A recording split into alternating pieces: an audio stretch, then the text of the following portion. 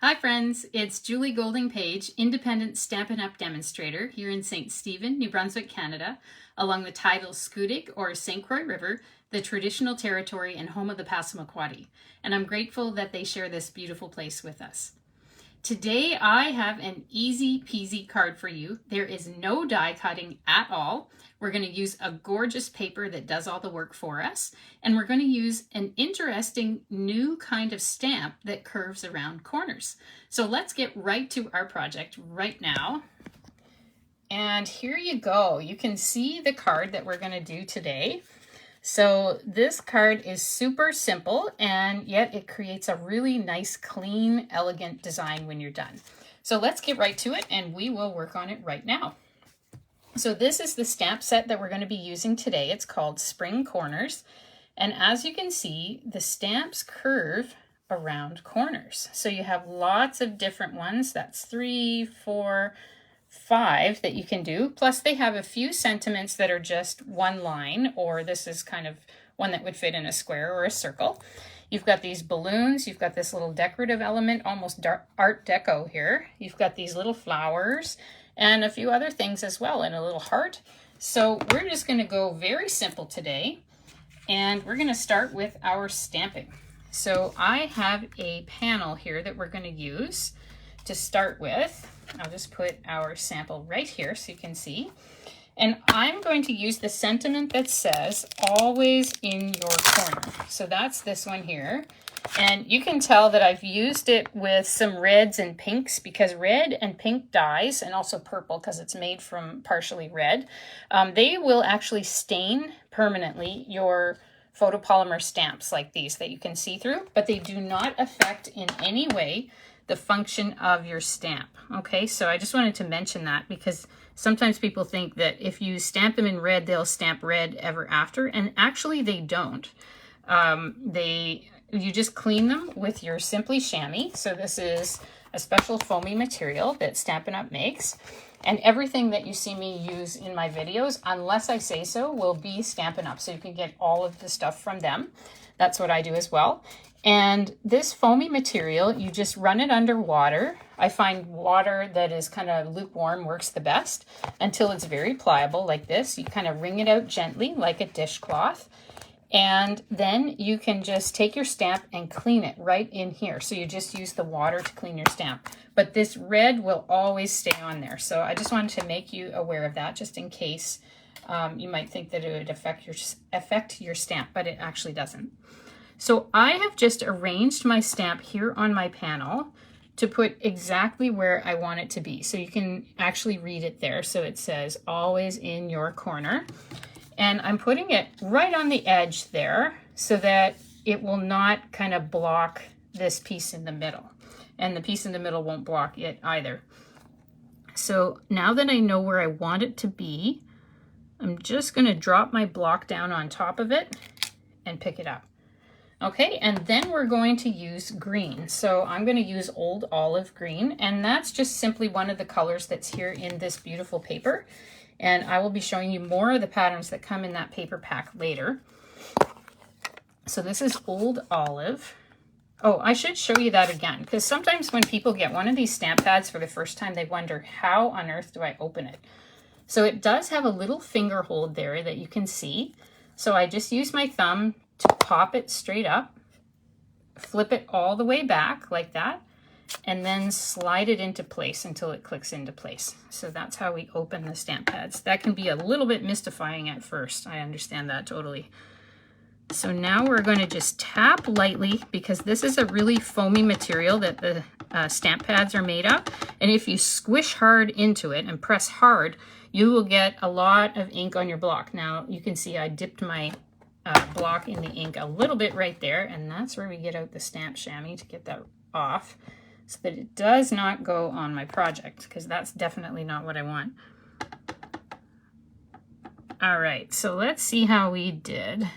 I'm going to just line this up on my glass mat. This is something else you get from Stampin' Up! It's got all these wonderful grid lines on it, and I really love that because it helps to position things.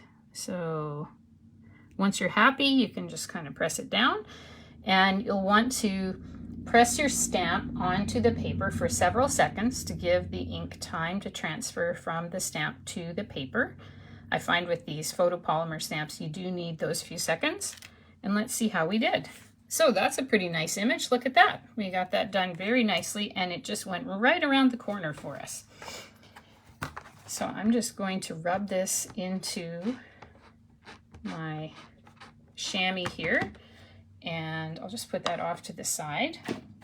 And now I want to get out that nice decorative element that looks sort of Art Deco. And I'm going to pull that out. And let's see, we're going to put that down here in this corner, just on the edge as well. And these blocks that I'm using are actually just out of kits. So when you buy a kit from Stampin' Up! From our kits collection, you'll get a free block or a block included. And I just use those blocks all the time for everything because I just find that they work so well. I do have the larger blocks if I have a really big stamp, but most of them will fit on these smaller blocks. So let's just put that down there. We'll hold it down for several seconds. And after that, we have finished our stamping. So that is it for the stamping. We just did those two little elements. And now we'll go on to putting the card together. Hi, Kathy. I hope you like the card today. So maybe in the comments, you can tell me, anybody watching, whether you've actually used one of these stamps that goes around corners. I find them quite interesting. They're just a little bit of a different way of thinking. And the only tricky part is just to get the pressure right, so you don't kind of go too far this way or that way. You want that pressure to be even as you stamp. And here's how you close the stamp pad. So you pull that out, flip it over, and then make sure you click it into place. And I always suggest storing them like this. If you store them this way, you can get leaking of ink out the sides, depending on how juicy and new your stamp pad is. So I always recommend that you store them just kind of in that position. All right, so let's get our papers out. So here's our fancy paper. This is one side, this is the other. And the paper is called, I think it's Floral Delight. I get that wrong every time. Let me just check that. Yes, it's called Floral Delight. We used to have one called Delightful Floral, and I always get these two mixed up. But it's called Floral Delight. And you get all these beautiful different patterns of florals with a yellow focus. And you often don't see a lot of yellow, so I think that this is nice. It's a really kind of springy and cheerful set. And here is some of the beautiful patterns on the back. And all the colors coordinate, so they can all be used together. And I just find it a really nice pack of paper. So we're just simply going to take this and adhere it to our Old Olive cardstock, which is the same color we used for ink. So all of these things just coordinate to make life super easy. That's one of the strengths of Stampin' Up! Is all of their colors coordinate. And anytime you buy a set of decorative paper like this, it'll tell you all the colors that are used in it. So then you'll know the kinds of inks and cardstocks that will match. All right, let's get that right on there. So that's easy. Now we're going to take the ribbon and add that. See how the ribbon is across here? So this is a new ribbon that came out recently, and it is called Gold Striped Mesh Ribbon. It's 3/8 of an inch tall, so, or wide, I guess. And so what we're going to do is we're going to put that across our panel here. I'm going to take my paper snips out, which are also from Stampin' Up! They work great with ribbon. Very nice and sharp, and then they come with this little holder to put them in as well to keep them safe and keep your fingers safe too. And we're just going to take out our glue dots, and I'm going to put a glue dot on one end of the ribbon and a glue dot on the other end of the ribbon. And we're going to stick that on to our panel. And you probably noticed that I didn't have this ribbon pre-cut, and that's because I find I waste less of it if I just cut it at the time and kind of measure it on my card to see exactly how much I need. And then I just don't waste tons of it. So there, we've got that attached. And we're going to take another little piece of it here. We're going to feed it through. And then we're just going to tie it once and trim it. So you don't need to tie a knot. Even just tying it once should keep it very nice and secure for you. And then you can kind of move it around to see which way you want the tails to go. And you can trim. I like to trim on an angle just to make it look that much more elegant.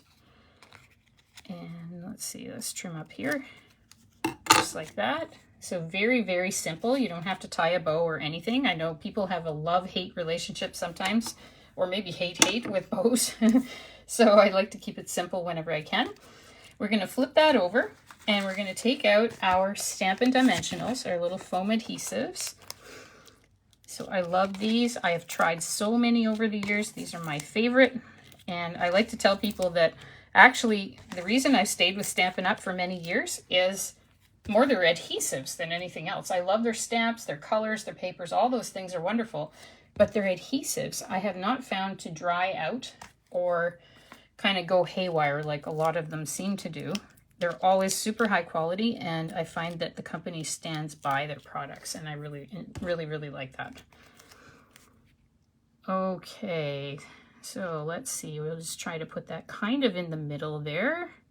You can measure if you like, but you can probably just eyeball it, and that should do it. So there we go.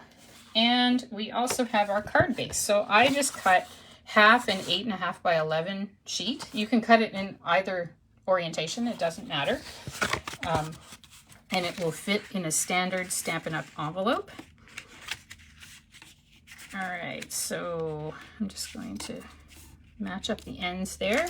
And I'm going to get out my bone folder here and make a nice crisp fold. All right. And then I'm going to take my panel here. I'm going to flip it over, and I'm going to use my dimensionals on there. And I'm going to use these little pieces on the end as well. They all stick really well, so why not use these little bits that are left over?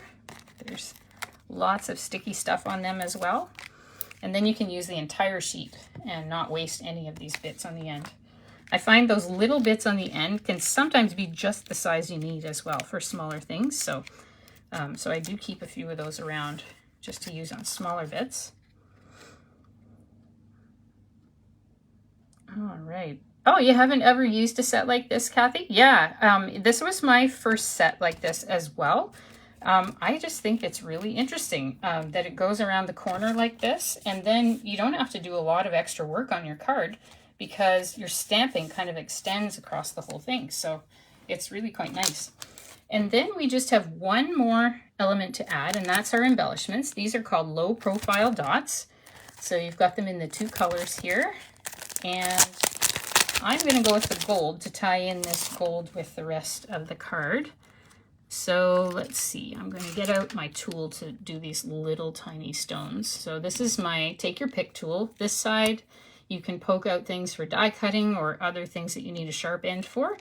And this side has putty. So it is perfect for picking up these little tiny stones that are so hard to handle. And I like to use it to put on these little ones. So here we go. Here's another one. Now these bigger ones I find I can just pick up myself easier than using the tool, but everybody's different. So you can decide what works for you. And with that, we have finished our card. So a very simple card. And again, we're using spring corners. If you want to know more about this project and get the supply list, just click through where it says learn more right in this post, and it'll take you to the blog post that I prepared today. I've got a photo supply list that opens right up into my website, into my store, so you can purchase the items there that you might need. And if you don't already have a demonstrator and you're here in Canada, I would be delighted to serve you and help you with your crafting needs. Just send me off a message and I'd be really glad to chat with you. There's also a fantastic joining deal on just until the end of this month, so until the 31st of May, where you can pay just $135 and you get to choose $220 of whatever you want from the Stampin' Up! Website. You get free shipping, which is worth a whole lot more, and then you also, in most places in the country, you get free, or no tax rather. So when you add up what the shipping would cost plus the tax in the Atlantic region, it'll be different for each region, but in the Atlantic region with our taxing structure, those two free things are worth $60 more right there. So it's a super, super good deal. It's the best one they've ever had for joining Stampin' Up! And you don't have to sell. So if you're interested in that deal, I've got a link here as well. You can check that, and I've got all kinds of frequently asked questions there available on my page in my website as well. So here again is our project, and I hope you enjoyed it. I'd love to hear what you think of it below, and I hope you have a wonderfully crafty weekend. All right, bye for now and see you next week.